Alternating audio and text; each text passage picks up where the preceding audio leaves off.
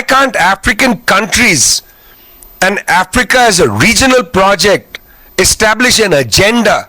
Why isn't it allowed, the countries and then the project alone, to establish their own sovereign agenda, to trade with whomever they want, to get investment from wherever they want, to establish the right to price their resources however they want? Why is that not at the top of the agenda? Instead, we allow the old imperialists with their old colonial habits to dominate the sovereignty of this continent. We allow it. We're not even ashamed of it. We are not even angry about it. We allow it. We allow them to win the information war and to say they're here for the war on terror. They're here to deal with Al-Qaeda. They're here to deal with Al-Shabaab. They're here to deal with Boko Haram. When in fact we know why they are here. They are here to deal with the coltan. They are here to deal with the uranium.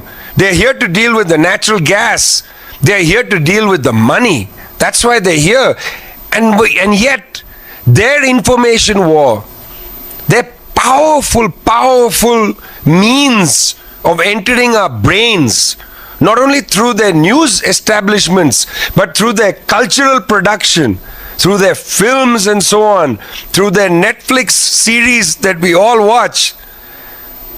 They enter our heads. They enter our heads. And here's where I want to end. One of the core elements of the anti-colonial movement, one of the core elements of the anti-colonial movement was for us in the third world to establish our own understanding of ourselves. To establish our own understanding of ourselves. When I was in college, my greatest hero was a tall man from the African continent, and that was Thomas Sankara. Sankara was my greatest hero in college. And do you know why Sankara was my hero? I didn't know what he was doing in his country. It was hardly covered in our press. But when I was a young person, I read one thing. I read that there was a man called Thomas Sankara who could play the electric guitar very well and had become the leader of his country, which had a ridiculous name. His country's name was ridiculous. It was Upper Volta. Who lives in a country called Upper Volta? And by the way, we're speaking from South Africa. What kind of name? No other country is named in the cardinal points of a continent. You know, East Asia, West Asia, those are regions, not names of countries.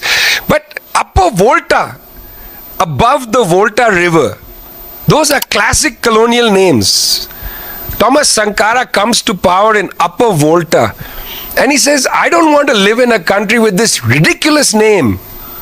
Because we must stand upright. We must think for ourselves. We must develop our own agenda. We must establish sovereignty. So Thomas Sankara said, we're not going to live in Upper Volta anymore. We're going to live in Burkina Faso. We're going to live in Burkina Faso.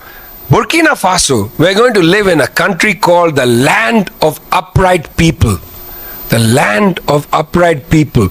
We're not going to hunch our shoulders in front of colonialism. We're not going to giggle when colonialism speaks. We're not going to be embarrassed and shy in front of them. We're not going to accept what they say. We're not going to rush off and change our Facebook profile to the Ukrainian flag when none of them ever changed their social media profiles to the Iraqi flag or the Yemeni flag or the Palestinian flag or the Congolese flag. They don't even know what those flags look like. We are upright people. We live in the land of upright people. Thomas Sankara, one of the great African leaders, said, stand upright. And of course they killed him. But we are looking forward to the time, comrades, when there's not one Thomas Sankara on this continent, but there are 100 million of you who walk in the name of Thomas Sankara. Thanks a lot.